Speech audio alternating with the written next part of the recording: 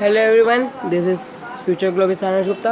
आज हम लोग अपना न्यू चैप्टर एनसीईआरटी क्लास 7 का फर्स्ट चैप्टर शुरू कर रहे हैं। जियोग्राफी का हम लोग शुरू कर रहे हैं। वो है फर्स्ट चैप्टर है जिसका नेम है इन्वायरमेंट। अब हम लोग आज इस चैप्टर को स्टार्ट करते हैं। तो let's start a chapter. After the long vacation, when Ravi started going to school again, he noticed that only playground next to his school was digged up. People said that a huge building with many flats are considered. Ravi was almost in the tears when he realized that a big playground with the soft grasses and a marigold and a butterflies is gone forever. He shared his feeling with the classmates.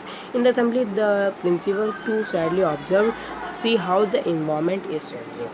In the class, Ravi asking his teacher, "What is the environment?" So whatever you see in the environment, whatever you see in your surrounding is called environment। मैं इसको नहीं लिखा है तो मैं बता रहा हूँ। सेड द टीचर, तो अंडरलाइन कर लीजिए। मैं अंडरलाइन कर दिखा देता हूँ आपको। ये है right. Whatever you see in your surrounding is called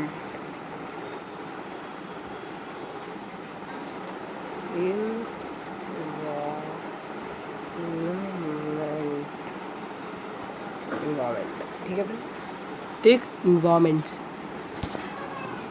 तो इसमें बताया गया है कि बहुत मीन्स एक वेकेशन मीन्स छुट्टियों के बाद जब रवि एक लड़का है जो स्कूल जाता है, जब वो वापस फिर से स्कूल गया तो उसने नोटिस किया जो इसको स्कूल के बगल में एक प्लेग्राउंड था। वो मीन्स उसमें खुदाई हो गई थी और उसमें सब कुछ सॉफ्ट ग्रासेस हट गए थे, मैरीगोल्ड के प्लांट हट गए थे। तो उसने बहुत सारे लोगों से सुना कि वहाँ पे बहुत बड़ी बिल्डिंग खड़ी हुई है बहुत सारे फ्लैट्स के साथ। तो उसके मीन्स वो उसके आँखों में आंसू आ गए। तो उसने उसके अगले दिन के उसने अपने क्लासमेट्स को ये बताया और फिर उसके अगले दिन उसकी प्रिंसिपल मैम ने भी उनको बताया कि हमारा इन्वायरमेंट देखिए चेंज हो रहा है। तो रवि ने अपने क्लास टीचर से पूछा कि व्हाट इज़ इन्वायरमेंट। तो उसको बताया कि what you see in your surrounding is called environment, said the teacher. Ravi thought around that means the school buildings, tables, chairs in the classroom, even the open fields, roads and garbage of my friends all are the part of the environment। तो teacher ने कहा yes, ये सब एक environment है। जो class हो गया आपके, जो आप लोग देखते हैं, चाहे वो बुक हो, आप में अभी मेरी वीडियो देख रहे हैं तो ये भी आपका इन्वायरमेंट ही में आ रहेगा। Yes said teacher, but wait some objects are created by the nature, for example mountains, river, trees, animals. Other are made by the human, for example roads, cars, clothes and books। मैंने बताया ना, clothes, books सब आता है। और mountains हो गया, planes हो गए, ये सब रिवर्स, एनिमल्स और ह्यूमंस को भी बनाते हैं नेचर पे ही। तो ये देखिए ये, बट सम आर, यहाँ से मैं थोड़ा जूम आउट करता हूँ। अब ये देखिए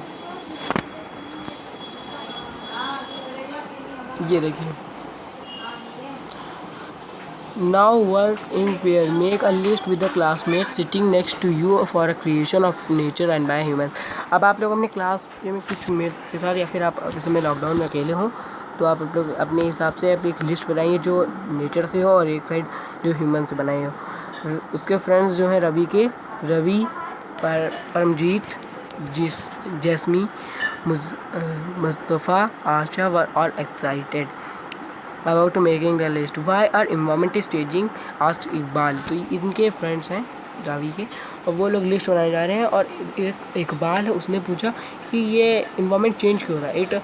it's all because of needs, और ये हमारी नीड्स की वजह से। अब हमें फ़ोन चाहिए था तो फ़ोन हमारा ऐसे थोड़ी नहीं बन गया, क्या भगवान ने दे दिया, नेचर से थोड़ी नहीं बना है। They are increasing day by day. We are therefore modifying at a time, even destroying the nature surroundings। The teacher replied।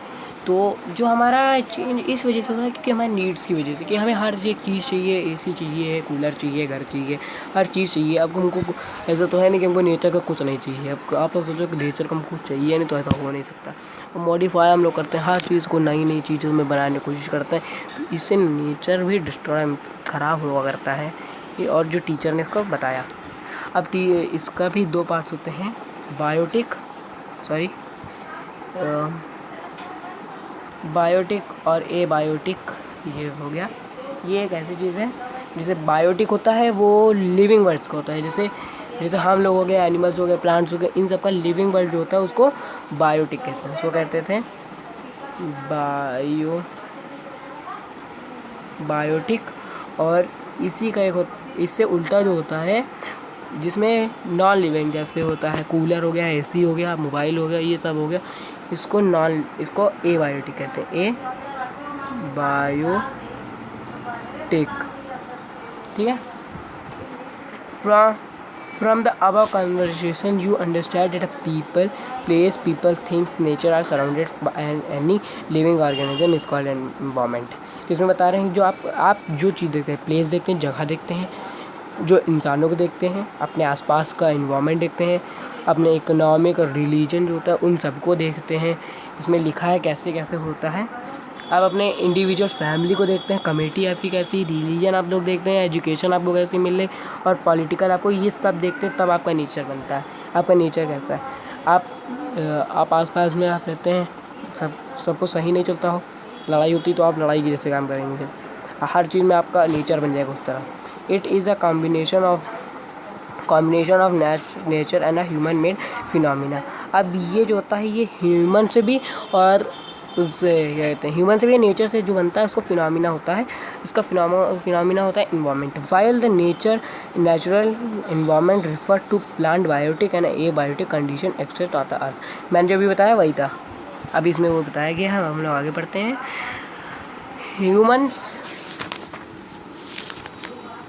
Human environment reveals. इसकी फ़ोटो सही नहीं आई ना फिर, तो मैं इसकी फ़ोटो एक बार रीशॉट खींचता हूँ ना, तब आपको थोड़ा समझ में आए। इसकी फ़ोटो बिल्कुल सही नहीं आई, तो 2 मिनट के लिए मैं क्लास थोड़ा से पॉज करता हूँ। मैंने एक पिक खींच लिया इस पेज की, फिर से मैं आपको बताता हूँ। Human environment reveals. अब रिवील्स का मैंने लिख लिया है इसकी मीनिंग, तो आप देख लीजिए। रिवील्स का मतलब होता है पता चलता है, ह्यूमन इन्वायरमेंट के बारे में पता चलता है, उसकी activity, creation and interaction among the human beings. अब इस इन्वायरमेंट से पता चलता है, ह्यूमन इन्वायरमेंट से उनका क्रिएशन कैसा है, इंट्रैक्शन कैसा है, और वो ह्यूमन कैसे हैं। अब नेचुरल इन्वायरमेंट में कुछ ऐसी चीज़ें आती हैं जैसे लिथोस्फीयर हो गया, हाइड्रोस्फीयर हो गया, और एटमॉस्फेयर हो गया, बायोस्फीयर हो गया। ये सब आपने क्लास 5th में पढ़ा हो और 6th में पढ़ा होगा, तो इसका एक बार रिवीजन होगा, पर इसमें थोड़ा सा अलग टॉपिक्स के साथ होगा कि और एक्सप्लेनेशन ज़्यादा होगी। Land, water, air, plants and animals compromises of nature environments. You are familiar with the meaning of the lithosphere, hydrosphere, atmosphere and biosphere, मैंने भी बताया। तो जो लैंड, वाटर, एयर ये सब होता है, ये कंप्राइजेज होता है नेचर का और इन्वायरमेंट का। आप लोगों ने इसके बारे में पढ़ा ही होगा, मीनिंग भी पढ़ी होगी। आप लोगों ने ना पढ़ी हो तो मैंने यहाँ लिख दिया है कि लिथोस्फीयर का लैंड, हाइड्रोस्फीयर का वाटर, एटमॉस्फेयर का एयर, और ये बायोस्फीयर, इसके बारे में आपने पढ़ा होगा। ये तीनों जब मिलते हैं तब फॉर्म होता है बायोस्फीयर। उसको कहते हैं interaction among the living, interaction of land, water, air interact with each other form the biosphere. अभी आपको उसके बारे में बताते हैं हम। Lithosphere. From the previous class let us learn more facts about these domains. आपको मैंने बताया कि नए फैक्ट्स के साथ हम लोग पढ़ेंगे। इधर राइट में कुछ चीज़ें लिखी हैं। एक मैंने चीज़ लिखी थी, हमारे अर्थ में माउंटेन्स कितने हैं। तो हमारे लैंड जो सरफेस होती है उसमें 27% ऑफ माउंटेन्स है। कितने? 27% ऑफ। अब एक ये वर्ड ओरिजिन्स, तो अब आप लोग सोचेंगे इन्वायरमेंट कहाँ से आया, तो इन्वायरमेंट आया है फ्रेंच वर्ड से आया है, जिस वर्ड इन्वायरनर मीन्स नेबरहुड्स। तो आपके जो इन्वायरमेंट का वही मतलब होता है कि आपके आसपास में हो, मीन्स उसी का इन्वायरमेंट बना गया। लेट्स डू, इसका कोई दिक्कत नहीं। Lithosphere is the solid crust और hard top layer of earth. It is made of the rocks and minerals are covered by the thin layer of a soil. It is an irregular surface with a various landforms such as a mountain, plateaus, plains, valleys, etc. Landform are formed over the continents and also on the ocean floors. अब इसमें बता रहे हैं lithosphere, जो solid, आप लोग जहाँ रहते हैं ज़मीन होती है उसमें सॉलिड क्रस्ट होती है, वो ज़मीन होती है पर उसके ऊपर मिट्टी का और रॉक का मिट्टी चढ़ी होती है, उसके नीचे रॉक्स होता है, मिनरल्स होते हैं, तभी तो ज़मीन के अंदर ही तो डायमंड मिलता है, ऐसे ऊपर से थोड़ी ना आ जाता डायमंड। और ये हर जगह होता है, चाहे वो माउंटेन के अंदर हो, माउंटेन्स के आप खुदाई करो तो उसमें मिलेगा, चाहे प्लेट्यूज़ में करो, चाहे जिसमें करो। और लैंडफॉर्म जो होते हैं वो जो ओशियन के आप देखेंगे, आप लोग सी बीच पे गए हो तो सी बीच में जहाँ आप लोग देखते हैं वो सबसे लास्ट एज होती है, वहाँ से आप करेंगे तो आपका बहुत ही कम, इसके बाद वाले में आपको पता चलेगा अर्थ के अंदर क्या है, तो वो बहुत ही है। अब जब आप ओशियन फ्लोर से आप उसके डिग करेंगे ना तो आपको 5 किलोमीटर्स में आपको लावा मिल जाएगा। और जैसे हम इस समय प्लेन में, हम उत्तर प्रदेश में हैं, तो उत्तर प्रदेश में आपको कम से कम 35 किलोमीटर डिग करना पड़ेगा तब आपको मिलेगा, उसके लिए बहुत कुछ करना पड़ता है, उसकी छोड़िए, अभी आपको उसके बारे में अगले चैप्टर में पता चलेगा। Lithosphere is a domain that provide us forest grasslands for grazing. Grazing का मतलब क्या होता है? तो ग्रेजिंग का मतलब होता है, आप लोगों ने गायों को देखा है, अरे सब बड़ा ख़राब चीज़ है। अब ग्रेजिंग का ये मतलब होता है जैसे आप चारा खिलाते हैं, गाय को चारा खिलाएंगे, चारा कहाँ खाती है? खेतों में खाती है, तो खेत ऐसे समझ। एक ग्राजिंग मीन्स घास वासा एक एरिया होता है, वहाँ खाते हैं, हर जगह गाय आती हैं, बैल आते हैं, सब आते हैं। और लैंड फॉर एग्रीकल्चर में खेती के लिए एक जगह देता है हमें ये लिथोस्फेयर, और ह्यूमंस को अपना सेटलमेंट यानी कि अपने घर भर, और सोर्स ऑफ मिनरल्स के इन सब के लिए मिनरल्स यानी कि डिगअप करने की वेल्थ। अब ये है, देखिए मैंने बताया था, ये है एटमॉस्फेयर जहाँ प्लेन उड़ रहा है, तो देख रहे हैं ये प्लेन उड़ रहा है। ये हाइड्रोस्फेयर है यानी कि वाटर, जहाँ बोट चल रही है। ये लिथोस्फेयर जहाँ बस चल रहा है, ट्रक चल रही हैं। और ये बायोस्फेयर जहाँ पे डक भी है, हाउस भी है, सब लोग हैं। ठीक है फ्रेंड्स, अब आगे पढ़ते हैं। ट्रैक्टर भी चल रहा है। The domain of the water is referred to as a hydrosphere. It is the compromises of a various source of water and different type of the water bodies like river, lakes, seas, oceans, etc. It is settlement for all living organisms. जो domain से water का होता है जैसे hydrosphere सबके लिए होता है वाटर, जैसे पीने के लिए भी हो गया, रिवर, लेक। अब सी का, ओशन को भी पानी नहीं पीते क्योंकि वो खारा होता है, उसमें नमक ज़्यादा होता है। जो आप लोग कहेंगे घर में सॉल्ट आता है वो उसी से आता है, ओशियन से इवापोरेट करा जाता है उसमें से, फिर जो बचता है उसी को सॉल्ट कहते हैं।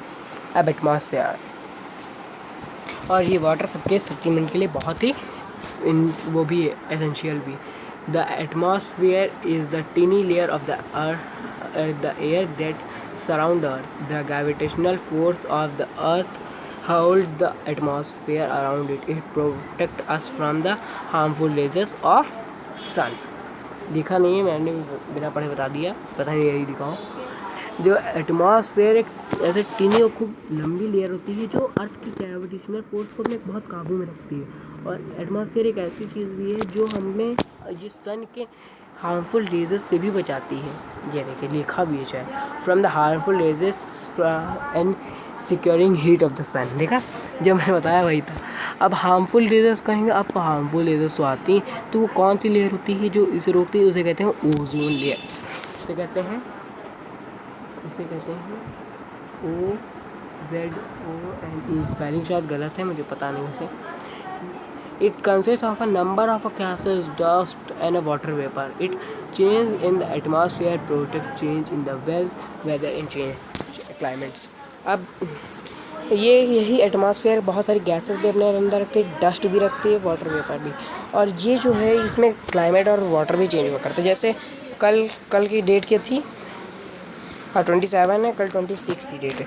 तो जो कल की डेट थी 26, कल आप लोगों ने सुना हो शायद, ये कल उड़ीसा और कोलकाता साइड साइक्लोन आया था। तो साइक्लोन वेदर की वजह से आया, अपने आप से तो आया नहीं कि भैया ऊपर से आ गया, काम हो गया, काम ख़त्म, तो आ गया अपने घर।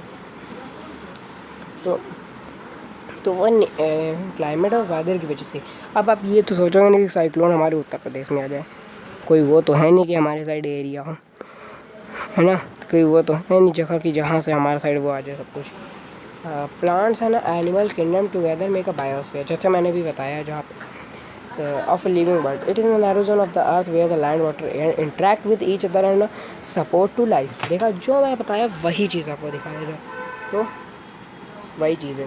तो फ्रेंड्स, यहाँ तक मैंने आपको बताया ना, आप लोगों ने यहाँ से समझ भी लिया मैंने। अब आपको हम इकोसिस्टम बताएंगे। अभी तो मैं आपको एक और थोड़ी सी फैक्ट्स बता देता हूँ, थोड़े से पीछे हैं, मैंने तो देखा नहीं।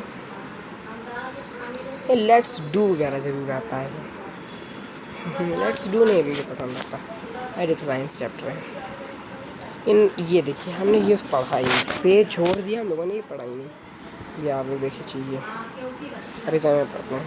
Environment is our basic life support system. Is provide where the earth we breathe, the water we drink, the food we eat, and the land where we live. How the human being modify the nature environments? The car fumes pollute the air, water. इसमें वही सब दिया गया। आप इसको पढ़िए और समझिए, और समझ में आए ना समझ में आए तो मैं अपना नंबर दूंगा, आप उसे मुझसे पूछ लीजिएगा, इसका मैं एक्सप्लेन कर दूंगा। तो सो फ्रेंड्स, आज मैंने आपको ये चैप्टर एक्सप्लेन कर दिया है। अभी फुल नहीं एक्सप्लेन है, थोड़ा ही सही मैंने किया है, तो बाकी का मैं अपनी नेक्स्ट क्लास में करूँगा। तो मेरा फर्स्ट पार्ट में मैंने ये नहीं सोचता कि फर्स्ट पार्ट में सब लोग समझ जाएँ, क्योंकि आप लोग भी ह्यूमन्स हैं, इतनी जल्दी कोई नहीं समझ सकता। आप लोग भगवान तो हो नहीं जल्दी एक ही बार में सब समझ लोगे। थोड़ा थोड़ा समझने से आप लोगों को ज़्यादा नॉलेज मिलेगी। तो हम आज भी थोड़ा आपको बताएं हैं, थोड़ा हम आपको थोड़ी देर बाद बता देंगे। तो थैंक